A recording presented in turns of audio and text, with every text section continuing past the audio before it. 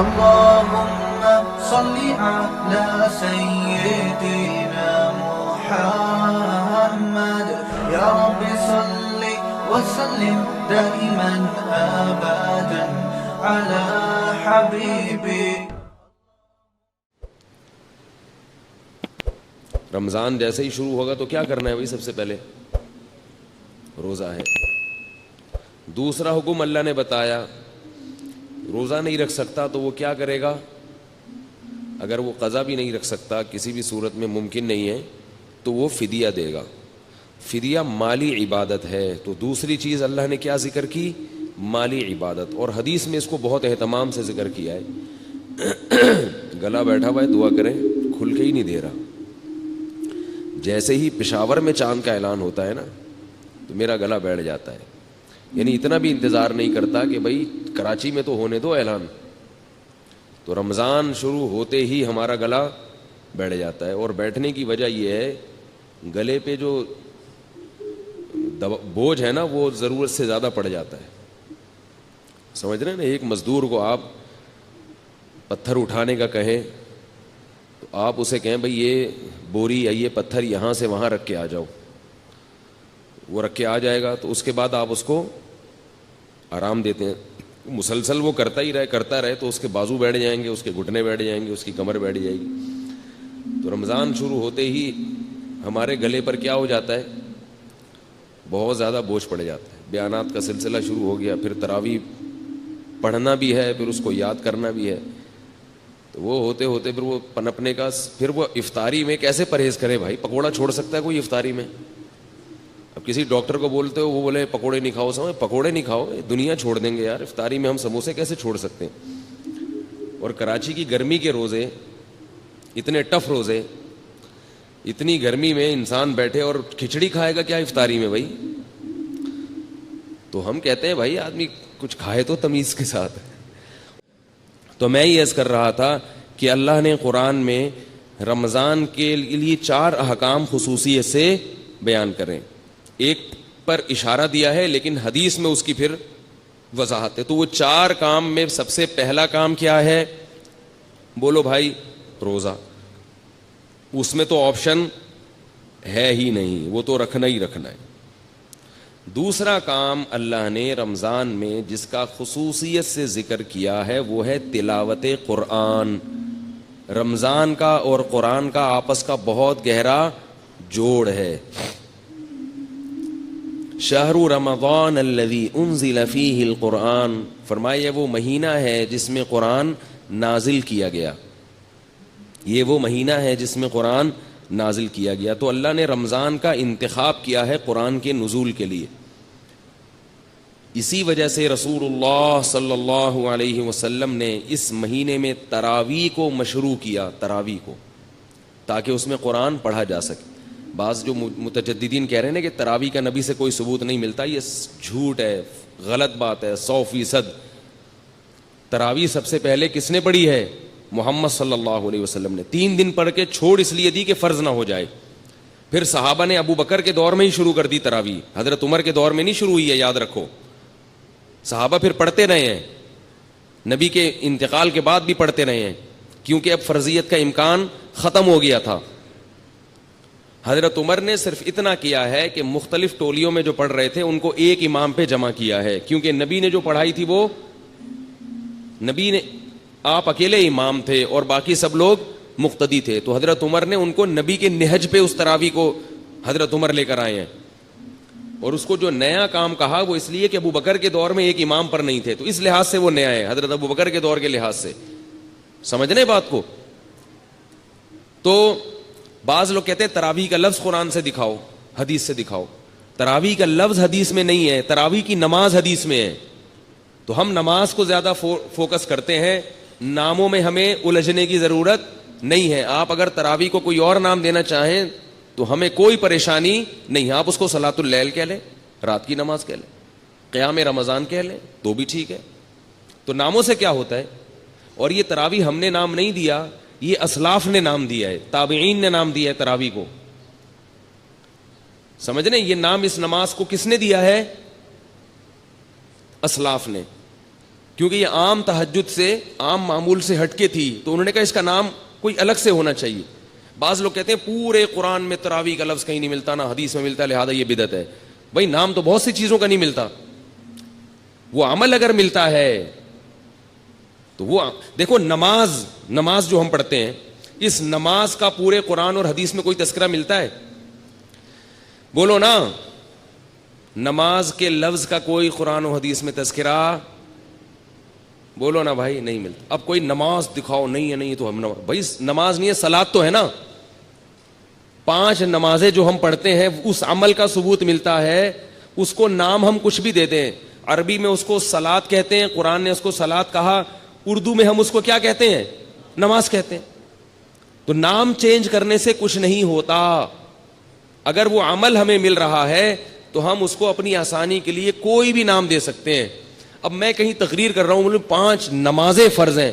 اب کوئی جناب پروفیسر صاحب اٹھ کے کہیں گے نماز تو قرآن میں کہیں ہے ہی نہیں، تو میں کہوں یہ جو فجر ہم نے 2 رکعتیں پڑھی ہیں یہ ہے یا نہیں؟ کہہ رہے یہ 2 رکعتیں تو ہیں مگر نماز نہیں ہے. میں نے کہا پھر کیا ہے؟ وہ کہا یہ تو صلاۃ ہے. کہ اچھا بھائی ناموں میں جھگڑا ہے، تم اس کو صلاۃ کہہ دو یار. ہم چونکہ اردو اسپیکنگ ہیں، ہماری زبانوں پہ کیا چڑھا ہوا ہے؟ بولو نا، نماز چڑھا ہوا ہے. تو بھائی نبی صلی اللہ علیہ وسلم سے رمضان میں الگ سے جماعت کے ساتھ 3 دن تراویح پڑھانا ثابت ہے، لیکن اس کو آپ نے تراویح کا نام نہیں دیا. ابو بکر رضی اللہ نے بھی اس کو تراویح کا نام دیا، حضرت عمر نے بھی نام نہیں دیا. لیکن ایک نماز بہرحال اس کا وجود اور ثبوت ہو گیا. اب جب ہو گیا تو پھر اسلاف نے آسانی کے لیے اس کو الگ نام دے دیا، کیونکہ وہ الگ نوعیت کی نماز تھی. تہجد کی نماز جماعت سے نہیں پڑھی جاتی. نفل نماز میں لوگوں کو بلا کے اکٹھا کر کے اتنی بڑی جماعت قائم کرنا بدعت ہے. یاد رکھو، نماز میں جو کام نبی نے انفرادی کیا وہ انفرادی کرنا پڑے گا، اور جو اجتماعی کیا وہ اجتماعی کرنا پڑے گا. اجتماعی کو انفرادی اور انفرادی کو اجتماعی نہیں کر سکتے آپ. فجر کی 2 سنتیں جو نبی نے پڑھی ہیں اجتماعی پڑھی ہیں یا انفرادی پڑھی ہیں؟ بولو نا بھائی، انفرادی. اب اگر آپ کہیں میں 2 سنتیں جماعت سے پڑھوں گا، بدعت بن جائے گا کہ نہیں بن جائے گا؟ تو رمضان میں نبی صلی اللہ علیہ وسلم نے یہ جو نوافل تھے یہ جماعت سے پڑھے ہیں، جبکہ عام دنوں میں تہجد آپ صلی اللہ علیہ وسلم جماعت کا اہتمام نہیں کرتے تھے. اگر جماعت ہوتی بھی تو 1-2 صحابی آگے کھڑے ہو گئے. تبھی فقہا لکھتے ہیں کہ نفل نماز کی جماعت میں 4-5 افراد اگر اکٹھے ہوں گے تو یہ بدعت عمل کہلائے گا، کیونکہ نبی صلی اللہ علیہ وسلم نوافل میں جماعت کا اہتمام نہیں کرتے تھے. 1-2 آدمی ہوں ٹھیک ہے، زیادہ نہیں ہوں. تو اب جو تراویح میں اتنی بڑی جماعت قائم کی، اگر یہ بالکل الگ منفرد نماز نہ ہوتی تو اس میں پھر جماعت جائز نہ ہوتی، کیونکہ نبی صلی اللہ علیہ وسلم کا جو 8 رکعت معمول تھا پڑھنے کا وہ جماعت سے نہیں تھا، وہ انفرادی تھا. تو اس میں جماعت قائم کرنا کہاں سے جائز ہو گیا؟ عجیب بات ہے کہ بعض لوگ جو ہے نا وہ تراویح کی رکعتیں بخاری سے لیتے ہیں اور نبی سے لیتے ہیں، اور جماعت کہاں سے لے رہے ہیں؟ حضرت عمر سے لے رہے ہیں، اور ان دونوں کو ملا کے ایک مسئلہ بنا رہے ہیں. بھئی جب آپ جماعت حضرت عمر سے لے رہے ہیں تو رکعتیں بھی آپ کو کہاں سے لینی پڑیں گی؟ حضرت عمر سے لینی پڑیں گی. اور حضرت عمر نے یہ کہاں سے لی ہیں؟ نبی صلی اللہ علیہ وسلم سے لی ہیں. تو اب اگر کوئی کہے نا یہ تراویح کا لفظ دکھاؤ تو بولا نماز دکھا دو. کہ نماز نہیں تو صلاۃ تو ہے نا. تو آپ اسے کہیں جیسے صلاۃ کو ہم اردو میں نماز کہتے ہیں، اسی طرح اسلاف نے اس مخصوص نماز کو جو رمضان میں جماعت سے پڑھی جاتی تھی، اسلاف نے اس کو تراویح کہنا شروع کر دیا. اگر آپ کچھ اور کہنا چاہتے ہو تو ہمیں کوئی اعتراض نہیں ہے، لیکن یہ نماز پڑھو آپ بہرحال اور اس کو مانو. اور اسلاف نے اس کو تراویح کہا کیوں یہ بھی سن لیں. کچھ اور کہہ دیتے. یہ بھی بڑی ٹیکنیکل بات ہے، نوٹ کر لیں، نوٹ. یہ بڑی خاندانی باتیں ہیں، خاندانی. تراویح اس لیے کہا کہ اسلاف جو تابعین تبع تابعین جب یہ نماز پڑھتے تھے تو ان کا معمول تھا کہ 4 رکعتوں کے بعد آرام کرتے تھے، تھوڑا سا وقفہ کرتے تھے، تھکاوٹ دور کرتے تھے. کتنی رکعتوں کے بعد؟ 4 رکعت. تو اب 4 رکعتوں کے بعد ریسٹ. عربی میں ریسٹ کو استراحہ کہتے ہیں. کیا کہتے ہیں؟ استراحت. ہوتا ہے نا ایک جلسہ استراحہ، استراحت. استراحہ اصل میں تھا استرواح, اور اس کے جو اصل حروف ہے نا وہ را, واو اور ہا ہے, روح. اسی سے مروحہ ہے پنکھا, مروحہ, را واو ہا آ رہا ہے نا. پنکھا کیا کرتا ہے؟ ہوا پھینک کے آپ کو راحت دیتا ہے, بشرطے کہ چل رہا ہو. کئی اے سی والوں کی تو کوشش ہوتی ہے کہ نہ دے. اگر پنکھا چل رہا ہو تو آپ کو کیا دے گا؟ راحت دے گا, اور آپ کی طرف بھی ہو, ورنہ دوسرے والے کو دے گا, آپ کو ٹینشن دے گا.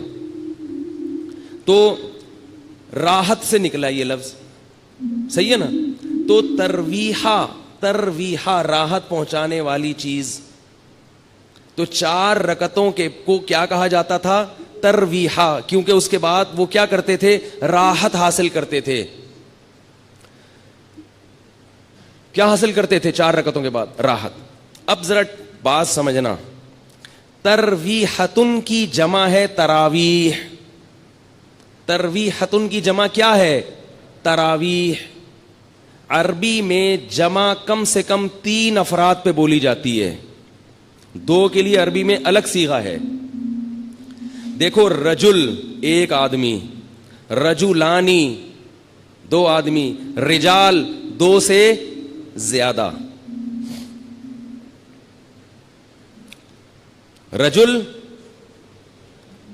کیا ہوا؟ روزہ کیوں لگ رہا ہے آپ کو؟ ہمارا بھی روزہ ہے بھائی, بولے نا ذرا. رجل ہمارے بھی روزہ ہے. اب ہمارے سامنے یہ نہ بتائیں کہ صرف آپ کو روزہ لگتا ہے, سب مسلمان ہیں. رجل ایک آدمی, رجلانی 2 آدمی, رجال بہت سارے, یعنی 2 سے زیادہ, وہ کہیں کچھ بھی ہو سکتے ہیں. ترویحتن ایک ترویحہ یعنی 4 رکعتیں. ترویحتانی 2 ترویحیں یعنی 8 رکعتیں. تراویح 8 سے زیادہ. پتہ یہ چلا کہ اسلاف کے دور میں 8 رکعت تراویح کا تصور نہیں تھا, ورنہ وہ اس کو ترویحتانی کہتے. تراویح آپ لوگوں نے قسم اٹھائی ہوئی ہے بھائی, جملہ مکمل کیا کریں. اگر وہ 8 رکعتیں کا معمول ہوتا اسلاف میں تو وہ اس کو ترویحتانی کہتے, تراویح نہیں کہتے. مصنف ابن ابی شیبہ کی روایت ہے, جا کے دیکھ لیں. اور مزے کی بات یہ کہ عربی میں جمع کی 2 قسمیں ہیں, ایک جمع قلت اور ایک جمع کثرت. جمع قلت کہا جاتا ہے 9 تک کے افراد, اور جمع کثرت اس سے بھی زیادہ. تو تراویح کا مطلب 3 ترویحوں سے زیادہ. 12 رکعتوں کو بھی نہیں کہہ سکتے آپ, الا یہ کہ اس میں تساموں سے کام لیں, ورنہ اصل کیا ہے کہ تراویح کا مطلب بہت سارے ترویحیں, بہت سارے ترویحیں. تو اس لیے کم سے کم تراویح کی مقدار, یعنی اس لفظ جو ہے نا, یہ کم سے کم جن افراد پہ صادق آ رہا ہے وہ 12 رکعتیں کم سے کم, اور یہ لفظ بتا رہا ہے کہ وہ 12 سے بھی زیادہ ہے. تو یہ لفظ خود انکار کر رہا ہے کہ تراویح 8 رکعتیں نہیں ہو سکتی. یہ اسلاف ورنہ اس کو یہ نام نہ دیتے. رہی وہ حدیث موطا امام مالک کی کہ جس میں آتا ہے کہ حضرت عمر نے 8 رکعتیں اور 3 وتر پڑھائے ہیں, وہ حدیث ضعیف ہے. اب میں اس کی سند میں جاؤں گا تو ٹائم لگے گا. گل ویلے دی تے پھل موسم دا والی بات کر لوں آپ کے سامنے بھائی, بات شارٹ مختصر ہو اور سمجھ میں آ جائے. اس حدیث وہ موطا امام مالک کس کی کتاب ہے؟ پورا نام بتا رہا ہوں, موطا امام مالک. یہ کس کی کتاب ہے؟ یہ تو ایسے پھر بھی نہیں بتا رہے یار آپ لوگ. یہ تو ایسے ہی ہو گیا جیسے ایک وہ تھا, ایک وہ بیٹھا ہوا تھا, وہ پہلے زمانے میں سیٹ چیلے, وہ تو نہیں گرو ہوتا تھا نا, اس کا ایک چیلا ہوتا تھا, ہے چیلا. تو جو چیلا تھا نا وہ بڑا مالدار تھا, اور گرو کیا تھا؟ غریب بیچارہ, ظاہر ہے اس کا نوکر تھا. ہمارے حضرت اس پہ یہ واقعہ اس پہ سنایا کرتے تھے کہ ہر مالدار آدمی میں عقل نہیں ہوتی, بعض دفعہ بیوقوفوں کو اللہ دولت زیادہ دے دیتا ہے, بلکہ زیادہ تر ایسا ہی ہو جاتا ہے, ٹھیک ہے نا, اللہ اپنی قدرت دکھاتا ہے. تو اور اگر اللہ یہ اصول بناتے کہ جس کے پاس پیسہ ہو تو اس کے پاس, جس کے پاس عقل زیادہ ہو پیسہ بھی ہوگا, تو بیوقوف تو بھوکے مر جاتے بیچارے. تو کیا ہے کہ عجیب حساب ہے کہ بعض دفعہ عقل بالکل نہیں ہوتی، پیسہ بہت ہوتا ہے. تو اس پہ حضرت یہ واقعہ سناتے تھے کہ وہ ایک چیلا تھا، بڑا مالدار تھا، اس کا ایک نوکر تھا. تو چیلے نے اپنے نوکر سے کہا، گرو سے کہا کہ مجھ سے، وہ حضرت پنجابی میں سناتے تھے، بڑا مزہ آتا تھا مجھے، وہ پوری پنجابی اس طرح آتی نہیں ہے، تو میں کچھ اردو کچھ پنجابی کا تڑکا لگانے کی تھوڑی سی کوشش کروں گا، کیونکہ اس لطیفے کا پنجابی میں ہی مزہ ہے. جو لطیفہ جس زبان میں بنا ہو وہ اسی میں سننے میں مزہ آتا ہے، وہ کسی اور زبان میں جب ترجمہ ہوگا تو اس بیچارے کی لطیفے کی ایسی کی تیسی ہو جاتی. تو حضرت اس پہ سنایا کرتے تھے کہ وہ گرو نے اس سے پوچھا، بلکہ وہ سرائکی میں ہے، کہ اپنے نوکر سے کہا کہ مجھ سے کوئی پہیلی پوچھو، لیکن یہ بتا دوں اگر مجھے اس کا جواب نہ آیا نا تو تیری ٹھکائی لگاؤں گا میں. یعنی اپنے نوکر سے خود ہی اپنی ذہانت کا امتحان بھی لے رہا ہے، اور پھر یہ بھی ڈر ہے کہیں فیل ہو کے میں بیوقوف ہونا میرا ثابت نہ ہو جائے. تو کہہ رہے کہ اگر مجھے اس کا جواب نہیں آیا نا، مجھ سے حل نہیں ہوئی، تو میں تجھے چھوڑوں گا نہیں. اب وہ بیچارہ پریشان، یہیں سے بیوقوفی شروع ہو گئی نا.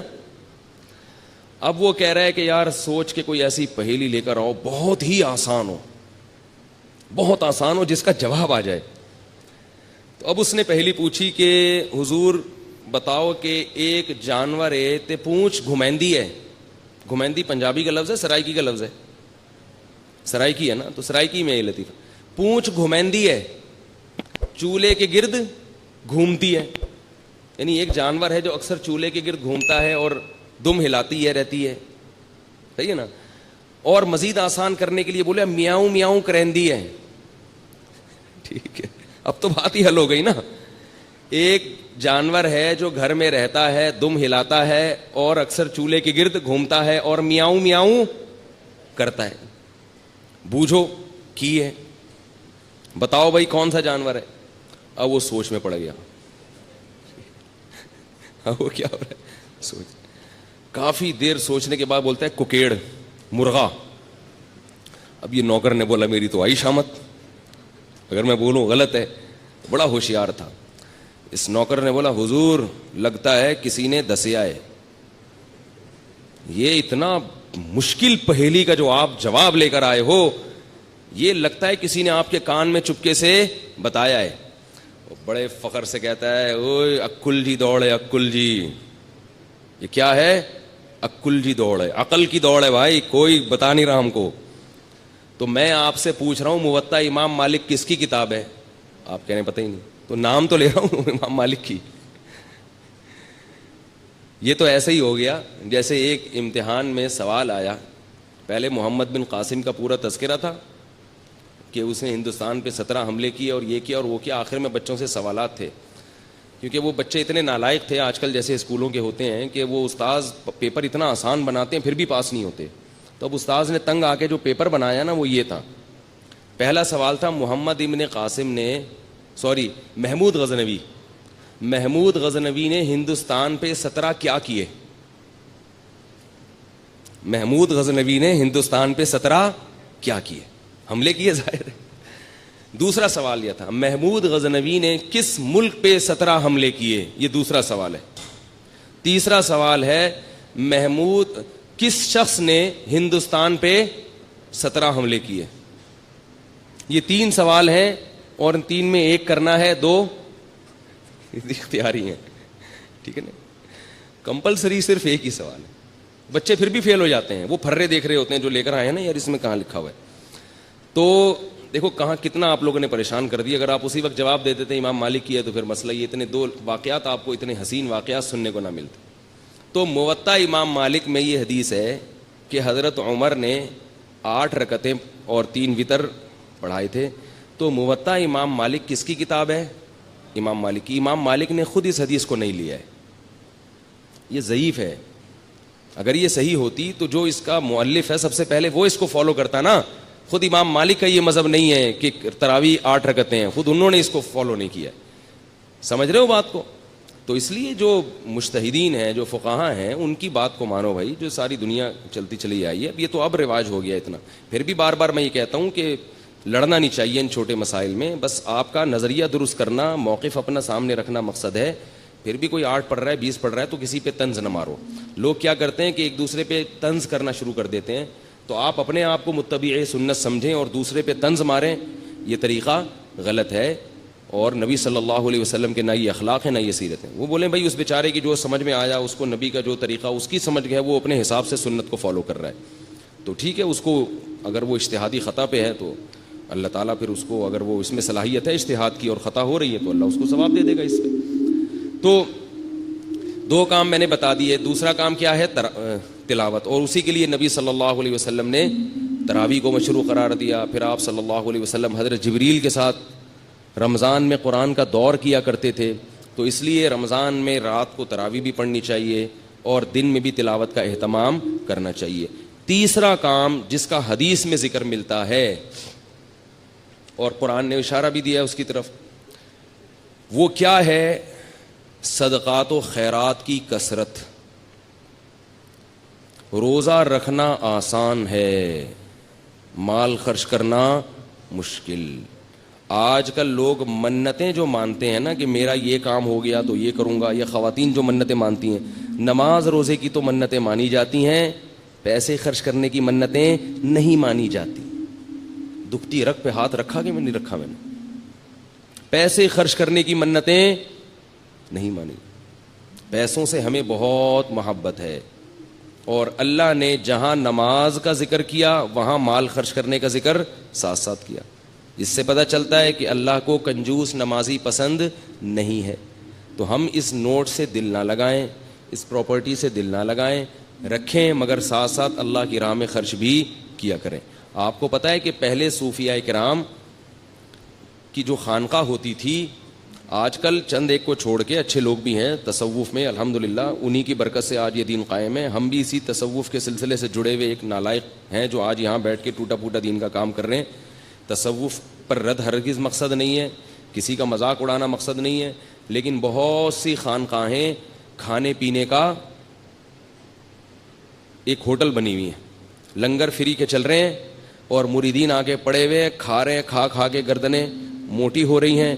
جب ان سے پوچھا جائے کہ تم یہاں کیوں پڑے ہوئے ہو تو کہتے ہیں ہم اصلاح کرنے کے لیے آئے ہوئے ہیں. ہم کیوں آئے ہوئے ہیں؟ اصلاح کرنے.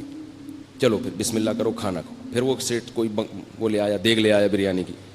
تو بھائی کوشش کیا کرو جتنا ممکن ہو کھانا اپنے پیسوں سے کھایا کرو, اس سے اصلاح زیادہ ہوتی ہے. دوسروں کے پیسوں سے کھانا کھانے سے اصلاح بولو نا کم ہوتی. اور اگر خانقاہ میں ہو تو کوشش کرو کھاؤ ہی نہیں, روزے رکھو, کیونکہ روزے رکھنے سے جو اصلاح ہوتی ہے وہ کھانے سے نہیں ہوتی.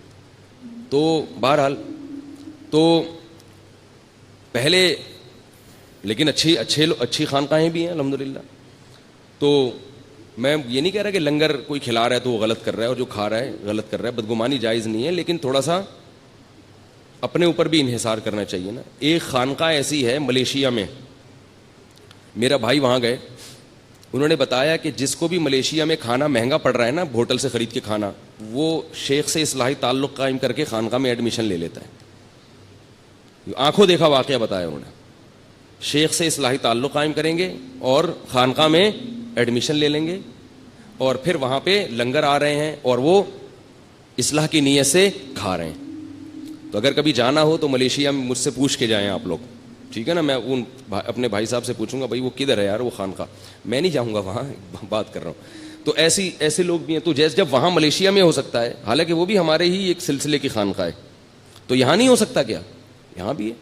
تو اس لیے پہلے کیا تھی, خانقاہ تھی, تو اس میں جو ہمارے صوفیاء کرام ہیں وہ کیا کرتے تھے, اپنے مرید کے دل سے دولت کی محبت نکالنے کے لیے کیا کرتے تھے, کڑک کڑک نوٹ اور سکے جلوایا کرتے تھے. اس کو ہمارے حضرت جو ہے نا, ہمارے شیخ مفتی رشید احمد صاحب ایسے بتاتے تھے کہ اگر دل میں نوٹوں کی محبت ہے نا, جیسے آج تو نوٹ ہیں سکے نہیں ہیں, پہلے تو دینار ہوتے تھے, درہم ہوتے تھے, تو فرماتے تھے کہ ہم پھر یہ کریں گے کہ جس کے دل میں پیسے کی محبت ہے نا, کہ ہر وقت اپنے بٹوے میں پیسے گنتا رہتا ہے اور دیکھتے رہتا ہے اتنے پیسے ہو گئے, اتنے ہو گئے, اتنے پیسہ, اتنا پیسہ, تو فرماتے تھے اس دل سے دنیا کی محبت نکالنے کے لیے ایک کام کیا کرو, 5000 کا کڑک نوٹ پکڑو اور ایک طرف ماچس کی تیلی سے آگ لگاؤ اور آہستہ آہستہ اس کو جلاؤ. کرنا نہیں ہے یہ کام کہیں آپ شروع کر دیں, شروع نہ کر دیں آپ, یہ تو کسی شیخ سے باقاعدہ اجازت لے کے وہ آپ کے حالات دیکھ کے آپ کی نفس پکڑ کے چیک کرے گا کہ آپ کی بیماری یہاں تک پہنچ گئی ہے کہ آپ صدقہ بھی نہ کرو, آپ تو جلاؤ, آگ لگاؤ ان نوٹوں کو, لیکن آپ نہ کرنا. یہ ڈاکٹروں کی باتیں وہ ذرا اوپر کی باتیں. میں ایک بتا رہا ہوں کہ ایسا بھی کیا ہے دل سے پیسوں کی محبت نکالنے کے لیے. فرماتے کنارے پہ آگ لگاؤ, پھر آہستہ آہستہ جب وہ نوٹ جلے گا تو آپ کا دل بھی اندر سے جلے گا, بڑا کلاوازیاں کھائے گا, ہائے ہائے کیا ہو رہا ہے. فرمایا پوری گڈی رکھی ہوئی, پھر دوسرا نوٹ, پبلک بھی دیکھے گی, بولے گی کیا ہو رہا ہے بھائی ہمیں دے دو, بولا نہیں آگ لگاؤں گا آگ. جب فزیکلی کوئی کام کیا جاتا ہے نا فزیکلی, تو اس کے اثرات بھی آپ کی باڈی پہ پڑتے ہیں, آپ فزیکلی فٹ ہونا شروع ہو جاتے ہیں. صرف بیانات سنیں گے تو صرف ذہن متاثر ہوگا, آپ کی باڈی متاثر نہیں ہوگی. دیکھیں میں اگر آپ کو بیان کروں کہ روزانہ جو ہے وہ 2 کلومیٹر یا 5 کلومیٹر جاگنگ کرنی چاہیے, روزانہ آپ سنیں گے تو کیا آپ ہلکے ہونا شروع ہو جائیں گے؟ جب تک آپ کریں گے نہیں ہوں گے. تو اگر میں آپ کو یہ بتاؤں نوٹوں کی محبت دل میں نہیں ہونی چاہیے, پیسے سے محبت نہیں ہونی چاہیے, دنیا ہے ختم ہونے والی ہے, قبر میں نہیں جائے گا, سنتے رہو گے کچھ بھی اثر نہیں ہوگا. تو فزیکلی جب آپ اس کو جلانا نہیں, بھائی اللہ کا واسطہ بار بار کہہ رہا ہوں, اگر آپ اس کو جلانا شروع کر دیں اور وہ آپ کہیں گے کہ پھر ہمیں کیوں ترغیب دے رہے ہو جب منع بھی کر رہے ہو, وہ پھر کسی اور وقت بتاؤں گا میں. تو ایسے جب آپ اس کو آگ لگائیں گے, ہلکی ہلکی آگ لگے گی, اور یہ آگ نوٹ پہ کم اور آپ کے دل پہ زیادہ لگ رہی ہوگی, اندر اندر سے آپ جلنا شروع ہوگے. زیادہ محبت ہوگی تو آپ کے سر کے بال خود بخود غائب ہونا شروع ہو جائیں گے, ایسا لگے گا وہ بھی جل رہے ہیں اور بغلیں بھی جل رہی ہیں, ٹھیک ہے نا, سب جلا کے آپ بالکل صاف ستھرے ہو جاؤ. تھوڑے دنوں میں آپ کے دل سے یہ دنیا کی محبت ختم, اور آپ دیکھو گے یار جلا دیا پھر بھی اللہ کھانے کو دے رہا ہے, جو میری بنیادی ضرورتیں پوری ہو رہی. تو یہ مشق کروائی جاتی تھی, لیکن آج کل منع کیا جاتا ہے, آج کل منع کیا جاتا ہے. تو آج کل اتنا ہی کر لو کہ صدقہ کر دو, 5,000 کا کڑک نوٹ نکالو, کسی فقیر کو یہ چونیاں ٹھنیاں چھوڑ دو. 5 روپے کا سکہ دیکھا اپنے سمٹ کے احتجاج میں کتنا چھوٹا سا ہو گیا ہے. ابھی سنیں 10 کا بھی سکہ آ گیا ہے, 50 کا بھی سکہ, اوف. تو کیا ہو رہا ہے, ہمارے ملک کی حالت کیا ہو رہی ہے؟ یہ بھی اس لیے ہو رہی ہے کہ پیسہ جمع ہو رہا ہے, خرچ نہیں ہو رہا. تو جو ہے نا یہ سکے وکے کے بجائے اب کیا ایک کڑک سا نوٹ نکالا, اپنے بھائی کو دے دیا, بہن کو دے دیا, اور کیا ہے رشتہ داروں میں کوئی غریب ہے اس کو دے دیا. لوگ رشتہ داروں میں جو غریب ہے اس کو زکوٰۃ دیتے ہیں, دینی چاہیے, ڈبل ثواب ہے. لیکن یاد رکھو کہ رشتہ داروں کا تو ویسے ہی حق ہے, اللہ کے بندو, ان کو تو ویسے ہی خرچ کرنا چاہیے, ان کو زکوٰۃ پہ کیوں ٹہلا رہے ہو؟ اگر کوئی رشتہ دار غریب ہے تو وہ تو آپ کی ویسے ہی ذمہ داری ہے نا, اس کا خیال کرو. ٹھیک ہے زکوٰۃ بھی ہو جاتی ہے, لیکن میں یہ عرض کرتا ہوں کہ زکوٰۃ کے لیے تو بہت زیادہ سے زیادہ مستحق کو تلاش کرو, اس رشتہ دار کو ہدیہ دے دیا کرو, ویسے ہی اتنی ہی رقم قسمت میں دے دو ہدیے میں, کیونکہ رشتہ دار بہت سے لوگوں کے اتنے غریب ہوتے نہیں ہیں, لیکن وہ پھر بھی کچھ ہیلے بہانے کر کے کھینچا تانی کر کے کیا کر دیتے ہیں, زکوٰۃ پکڑا دیتے ہیں ان کو. تو مفتی سے فتویٰ لیتے ہیں, زکوٰۃ ادا تو ہو جاتی ہے لیکن اس سے بھی بڑے بڑے غریب دنیا میں پڑے ہوئے ہوتے ہیں, تو رشتہ داروں کو ویسے ہی دے دو بھائی. اب ایک بیوہ عورت ہے جس کا بیٹا کما رہا ہے, ٹھیک ہے وہ بیوہ غریب ہے, اس کے پاس نہ سونا ہے نہ پراپرٹی ہے, اس پہ زکوٰۃ لگ جاتی ہے, لیکن جب اس کا بیٹا کما رہا ہے تو اس کو دینے کی کیا ضرورت ہے بھائی؟ ان کو دے دو نا جن کے بیٹے بھی نہیں کما رہے, اس کی ضرورت تو پوری ہو رہی ہے نا بیٹے کے ذریعے. فقہی لحاظ سے بعض چیزیں درست ہوتی ہیں مگر مصلحت کے لحاظ سے خراب ہوتی ہیں اور شریعت کے مزاج کے موافق نہیں ہوتی. تو بعض دفعہ مفتی فتویٰ دے دیتے ہیں کہ زکوٰۃ اس پہ لگ جائے گی, لیکن آپ کا ضمیر اس کی اجازت نہیں دے رہا ہوتا, تو ضمیر کی بھی مان لینی چاہیے. ایک بیوہ عورت ہے جس کا بیٹا کما رہا ہے لیکن وہ بیوہ غریب ہے, تو بیوہ پہ زکوٰۃ لگ جائے گی کیونکہ شریعت اس کی غربت کو دیکھتی ہے, اس کے بیٹے کو نہیں دیکھتی. لیکن اصولی طور پر کیا ہے کہ زکوٰۃ کا مقصد غربت ختم کرنا ہے, لوگوں کی حاجت پوری کرنا ہے, تو ایسے کو دو نا جو اس سے زیادہ محتاج ہے, اور اس کو ویسے ہی دے دو. اگر یہ بیوہ آپ کے رشتہ داروں میں سے ہے تو آپ اس کو ویسے ہی ہدیے کے نام پہ دے دیں, ہدیہ تو کسی کو بھی دیا جا سکتا ہے. تو اس لیے بھائی رمضان میں تیسرا کام کیا کرنا ہے, کڑک کڑک نوٹ بولو اللہ کی راہ میں, بولو نا, جملہ مکمل کریں, آدھا کام اسی سے ہو جائے گا, بولنے سے ہو جاتا ہے. کڑک کڑک نوٹ اللہ کی راہ میں خرچ کرنے ہیں, اور شیطان کہے گا کیا کر رہے ہو, اتنی محنت سے کمائے ہیں, اتنی محنت سے کمائے ہیں, کیسے دے دوں. دیکھو نبی نے کیا فرمایا, بہترین صدقہ کون سا ہے, دل تھام کے سنیں یہ حدیث, بہترین صدقہ کون سا ہے. فرمایا تأمل الغنا وتخشى الفقر, وہ صدقہ کہ رقم خرچ کرنے کے وقت تمہیں یہ خیال ہو کہ اگر میں نے یہ پیسے خرچ نہیں کیے تو ان پیسوں سے مزید پیسہ بنا سکتا ہوں, ان پیسوں سے مزید پیسہ بنا سکتا ہوں. تأمل الغنا, امید ہے غنا کی کہ یار یہ اگر میں نے روک لیا نا تو ایسے مواقع آئیں گے جن میں انویسٹ کر کے نوٹ پہ نوٹ چھاپ لوں گا, تو اس پیسے سے انسان کو زیادہ محبت ہوتی ہے. دوسری چیز اس میں یہ ہو, تخشى الفقر, اگر ابھی خرچ کیا تو موجودہ حالت سے نیچے بھی آ سکتا ہوں, صرف امیدیں نہیں ہیں, خطرات بھی ہیں. تأمر الغنا وتخشى الفقر, اور فرمایا ان تکونا صحیحا شحیحا, صحت مند بھی ہو, ورنہ بعض دفعہ بڑھاپے میں انسان خوب صدقات و خیرات شروع کرتا ہے, اس کو پتا ہے اب میں دنیا سے جا رہا ہوں, یہ پیسہ میرے کام نہیں آئے گا, بچوں سے بنتی نہیں ہے, ان کو محروم کرنا ہے, تو یہ فلانے مدرسے میں دے دو اور فلاں مسجد میں دے دو. صحیح کا مطلب بالکل جوان ہٹا کٹا, ابھی کھانے پینے کی, لائف کو انجوائے کرنے کی عمر ہے. یہ میں نہیں کہہ رہا بھائی, مجھ پہ کیوں غصے ہو رہے ہیں, میں تھوڑی کہہ رہا ہوں, یہ کون کہہ رہا ہے, رسول اللہ, اللہ کے سفیر جو دنیا میں اللہ کا پیغام لے کر آئے تھے. صحیحاً, صحت مند, ہٹا کٹا, اور آج تو بڑھاپے میں نہیں کرتے, پاؤں قبر میں لٹکے ہوئے ہوتے ہیں, پھر بھی میرا پیسہ میرا پیسہ میرا پیسہ. لیکن جوانی میں کرنا اور مشکل ہے. ان تکونا صحیحاً, 4 شرطیں. دوسرا شحیحاً, شحیح, طبیعت میں کیا ہو, بخل ہو, جان نکل رہی ہو, روکڑا, یعنی اپنی طبیعت بھی نہ آمادہ ہو رہی ہو. بعض دفعہ انسان میں ساری صفات ہوتی ہیں اور دل خرچ کر رہا ہوتا ہے اڑانے کا, ویسے ہی شو مارنے کے لیے, یا ویسے ہی کبھی کبھار موڈ اچھا ہوتا ہے نا انسان کا, آدمی کھلا دیتا ہے, بعد میں کہتا ہے یار یہ میں نے کیا کر دیا, اس دن میں نے اتنا پبلک کو اتنا کھلا دیا یار, میں تو مخروض ہو گیا. لیکن اس وقت جوش آیا ہوا تھا. فرمائے جوشیلی طبیعت نہ ہو, بلکہ شح کا کیا مطلب ہے, اندر طبیعت میں انقباض پیدا ہو رہا ہو, طبیعت یار کیا, جیسے نوٹ نکلتے ہوئے ایسا لگ رہا ہو جیسے کوئی کھال نکال رہا ہے آپ کی, کوئی کھال ادھیڑ رہا ہے, ایسے نوٹ ادھڑ رہا ہو. فرمایا یہ جو 4 صفتیں جس صدقے میں پائی جائیں گی اس سے بہتر صدقہ بولو بھائی کوئی بھی نہیں. اور ہمارا صدقہ کیا ہوتا ہے, یہ والا نوٹ دے رہے ہیں کیونکہ یہ ویسے ہی اضافی ہے, اس میں کوئی کاروبار تو میں کر نہیں سکتا, ٹھیک ہے نا. نمبر 2, اتنا زبردست مولوی صاحب کا بیان سنے ایک دم جوش پیدا ہو گیا ہے, اور مولوی صاحب نے بتایا تھا کہ یہ صدقہ کرو گے تو گھر میں وہ جو بلا ہے نا وہ ٹل جائے گی, ساس کا انتقال ہو جائے گا, اللہ نہ کرے. بعض لوگوں کے لیے ساسیں بلائیں ہیں, یا کسی کی ساس ٹھیک ہو جائے گی, بھائی وہ پریشان تھا, ساس ٹھیک کرنا چاہتا تھا, ٹھیک ہو جائے گی, تو یہ سب ہو جائے گا.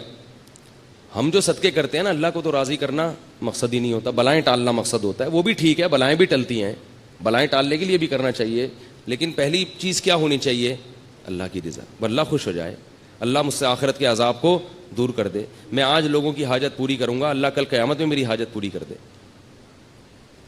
تو بھائی ٹھیک ہے, یہ والا نہیں ہوتا, اس سے نیچے درجے کا صدقہ کر لو. لیکن حدیث میں آتا ہے رسول اللہ صلی اللہ علیہ وسلم رمضان میں سخاوت کے دریا بن جایا کرتے تھے, سخاوت کے دریا. عجیب بات ہے, لیلۃ القدر میں لوگ تلاوت بھی کرتے ہیں, نماز بھی پڑھتے ہیں, صدقات و خیرات نہیں کرتے. حالانکہ عبادت میں تو صدقہ ایک مستقل عبادت ہے, تو لیلۃ القدر میں بھی عبادت صدقات و خیرات والی کیا کریں. اگر اس وقت رات کو آپ کو کوئی فقیر یا مستحق نہیں مل رہا تو کچھ پیسے نکال کے اپنے پرس میں اس نیت سے الگ کر دیں, اللہ میری طرف سے یہ میں نے نکال دیں. اب مستحق تلاش کرنے میں 1 مہینہ لگ جائے, 1 سال لگ جائے, وہ ٹینشن کی بات نہیں ہے. الٹے سیدھے لوگوں کو نہ پکڑایا کریں. لوگ جلدی میں کیا کرتے ہیں, غلط لوگوں کو پکڑا دیتے ہیں. اس لیے کہ ابھی رمضان ہے ثواب نہ نکل جائے. تو رمضان میں اگر آپ کو مستحق نہیں مل رہا تو آپ ثواب کی نیت سے نکال کے الگ رکھ دیں گے تو انشاءاللہ ثواب رمضان ہی کا ملے گا آپ کو. کیونکہ اب یہ جو آپ تاخیر کر رہے ہیں یہ اپنی سستی کی وجہ سے نہیں کر رہے, بلکہ اس لیے کہ صحیح ہاتھوں میں پہنچے, مستحقین تک پہنچے. آ گئی یہ بات سمجھ میں کہ نہیں آئی ہے؟ تو یہ والا صدقہ. اور دیکھو نبی جو سخاوت کے دریا ہوتے تھے, تو آپ صلی اللہ علیہ وسلم کے پاس تو مال تھا ہی نہیں. پتہ یہ چلا کہ سخاوت کا دریا بننے کے لیے مالدار ہونا ضروری, بولو نا, نہیں. اب آپ کہیں گے پیسے ہیں ہی نہیں تو صدقہ کہاں سے کریں؟ ایک آدمی خود غریب ہے, وہ کہاں سے صدقہ کرے؟ بھائی جیسے نبی نے کیا اور جیسے نبی نے بتایا. نبی نے فرمایا کہ تمہارے پاس اگر ایک کھجور ہے, ایک کھجور تو ہوتی ہے نا, اور اگر ایک کھجور بھی نہیں ہے تو مجھے بتائیں بھائی, کچھ چندہ وندہ کرتے ہیں اس کے لیے ہم لوگ یہاں سے. وہ ایک چور گیا نا کسی کے گھر میں, کچھ مل ہی نہیں رہا تھا, تو چور نے 50 روپے نکالے, اس بندے کو اٹھایا, بولا یار یہ رکھ. تو ایک کھجور تو ہوتی ہے بھائی سب کے پاس, تو صرف ایک کھجور ہے, اس سے زیادہ مسکین دنیا میں کوئی بھی نہیں ہے. تو فرمایا کہ آدھی کاٹ کے خود کھا لو اور آدھی صدقہ کر دو. فاتقوا النار ولو بشق تمرہ. اور قربان جاؤں محمد صلی اللہ علیہ وسلم کی تعلیمات پہ. فرمایا یہ بھی نہیں ہے, اگر کھجور بھی نہیں ہے, فاقے ہو رہے ہیں, تو پھر کیا ہے؟ صدقے کا مقصد دوسرے کی حاجت پوری کرنا, اس کو خوش کرنا نا. تو فرمایا ان تلقى اخاك بوجه طلیق, مسکرا کے بات کر لو لوگوں سے,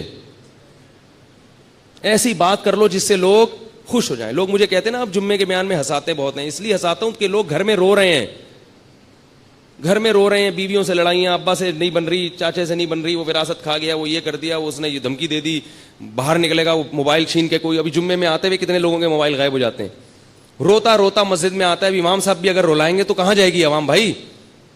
اس لیے ہم نے کہا بھائی ایک تھوڑا سا ہلکا ہاتھ رکھو پبلک پہ, یہ ٹینشن کے مریض بن چکے ہیں. کچھ علماء رلاتے ہیں, وہ بھی صحیح کرتے ہیں, تو کچھ کو تھوڑا سا ہنسانے دو. میں اس لیے ہنساتا ہوں کہ ہنس ہنس کے بعد سمجھ میں آ جائے, عمل ہو جائے.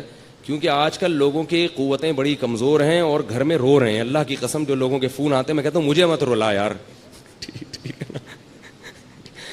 ایسا بیویوں سے پٹ رہے ہیں, تو میں کہتا ہوں مجھے نہ رولا, مجھے آپ کی باتیں سن کے بہت رولا. کہہ رہے ہیں سانس آئی ہوئی ہے, جہاں نہیں رہی ہے. عجیب عجیب لوگوں کی کہانی ہے بھائی. ایک صاحب نے کہا میں نے شادی کی ہے, میری بیوی نے اپنی ماں کو میرے گھر لا کے بٹھا دیا ہے, ہل ہی نہیں رہی ہیں, سارے خرچے میں اٹھا رہا ہوں. میں نے کہا ان کے بیٹے نہیں, کہہ رہے بیٹے ہیں پھر بھی نہیں. تو عجیب عجیب لوگوں کی کہانی ہے. اللہ تعالیٰ معاف فرمائے. اللہ سے شکر ادا کرنا چاہیے کہ اللہ تو نے ہمیں بھی اچھی سانسیں ملی ہیں الحمدللہ. اتنی ایسی نہیں ہے بھائی, اللہ کا شکر ہے یار. ہمیں تو اب محبت ہونے لگتی ہے اپنے سسرال والوں سے. تو خیر, تو نبی نے کیا فرمایا کہ اگر آدھا کھجور بھی نہیں ہے تو کیا کرو؟ مسکرا کے بات.